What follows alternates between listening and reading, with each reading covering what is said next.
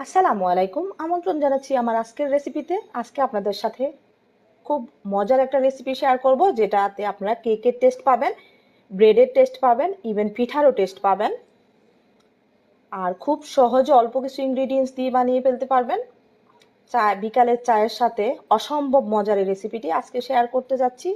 তো চলুন শুরু করি রেসিপিটি। আমি প্রথমে দিয়ে দিচ্ছি একটা মিক্সিং বলে 3টা মিডিয়াম সাইজের ডিম, দিয়ে দিচ্ছি ভ্যানিলা এসেন্স 1 চা চামচ পরিমাণ, এটা না থাকলে না দিলেও চলবে। আর দিয়ে দিচ্ছি হাফ কাপ থেকে একটু বেশি চিনি। মিষ্টিটা নিজেদের টেস্ট অনুযায়ী দিতে পারেন।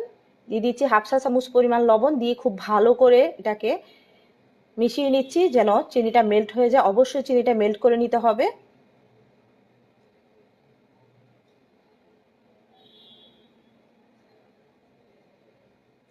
এখন দিয়ে দিচ্ছি 250 গ্রাম কাপে 2 কাপ পরিমাণ ময়দা।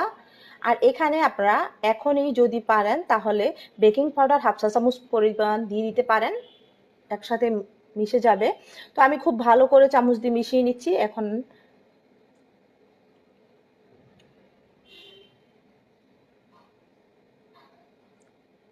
হাত দিয়ে ভালো করে মিশিয়ে নিচ্ছি। আর একটু হাতে যদি লেগে আসে তাহলে এই অবস্থায় আপনারা চাইলে আরও 1 থেকে 2 টেবিল চামচ পরিমাণ ময়দা অ্যাড করে দিতে পারেন। আর এখন দিয়ে দিচ্ছি আমি বেকিং পাউডার 1/2 চা চামচ পরিমাণ।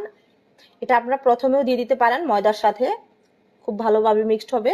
আর এখন আমি খুব ভালোভাবে এটাকে মিক্সড করে নিচ্ছি, একটা সফট ডো তৈরি করে নিচ্ছি।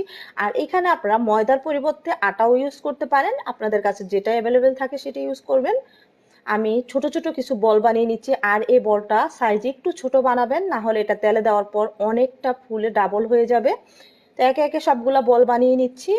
আর আমার আজকের রেসিপিটি যদি ভালো লাগে তাহলে অবশ্যই আমার চ্যানেলটা সাবস্ক্রাইব করে রাখার অনুরোধ রইল। আর বেল বাটনটি অন করে রাখবেন যেন পরবর্তী রেসিপিটা খুব সহজেই আপনারা পেতে পারেন। আর পেজ থেকে দেখলে শেয়ার করার অনুরোধ রইল। আমি একে একে সবগুলা বল বানিয়ে নিচ্ছি আর একটু ছোট সাইজ করে বানাচ্ছি। এখন নিয়ে নিচ্ছি কিছু সাদা তিল।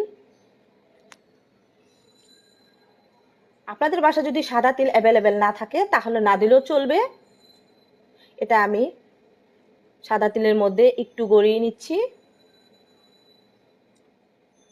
আর একটু হাত দিয়ে চেপে চেপে দিতে হবে যেন তেলে দেওয়ার সাথে সাথে এটা ছুটে না যায় তিলগুলা।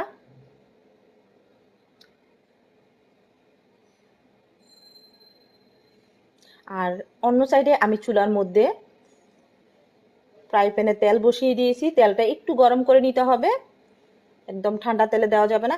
এখন আমি তেলের মধ্যে দিয়ে দিচ্ছি। তেলের টেম্পারেচারটা আপনারা দেখতেই পাচ্ছেন, দেওয়ার সাথে সাথে একটু বুদবুদ উঠা শুরু হয়েছে, তার মানে আমার তেলের টেম্পারেচারটা পারফেক্ট আছে। অনেক বেশি টেম্পারেচার থাকলে কিন্তু দেওয়ার সাথে সাথে উপরটা লাল হয়ে যাবে, না হলে ভিতরটা হবে না। আমি আগেই বলছিলাম এইটার ভিতরে আপনারা ব্রেডের টেস্ট পাবেন, তো আপনারা বানানোর পরেই বুঝবেন। আর যদি আপনারা উপর দিয়ে খুব বেশি লাল করে ফেলেন প্রথমে তাহলে কিন্তু ওই টেস্টটা পাবেন না, উপর দিয়ে লাল হয়ে যাবে, ভিতর দিয়ে হবে না। তো একটু সময় নিয়ে এটাকে আমি লো টু মিডিয়াম হিটে ভেজে নিচ্ছি।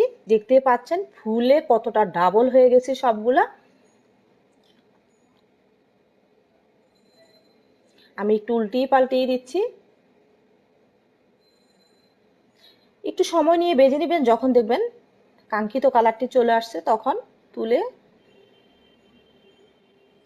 তুলে নিব। আর এই কালারটা আসলেই তুলে ফেলবেন, অনেক বেশি কালার করার দরকার নেই। এটা উপর দিয়ে কিন্তু মোচমোচে থাকবে আর ভিতরটা থাকবে অনেকটা সফট, একদম জালেযুক্ত ব্রেডের মতো। কিছুটা লাগবে কেকের মতো, কিছুটা লাগবে ব্রেডের মতো, কিছুটা আপনার খাওয়ার সময় পিঠার মতো লাগবে। আমি আসলে নিজেই কনফিউজ হয়ে গেছি আসলে এটা কিসের মতো লাগে। তো আমার রেসিপিটা যদি আপনাদের ভালো লাগে আমার পেজটা ফলো দিয়ে রাখবেন, শেয়ার করবেন ফ্যামিলি ফ্রেন্ডসের সাথে। আমি একটা ভেঙে দেখিয়ে দিচ্ছি, একদম গরম গরম অবস্থায়, দেখতেই পাচ্ছেন ভিতরটা।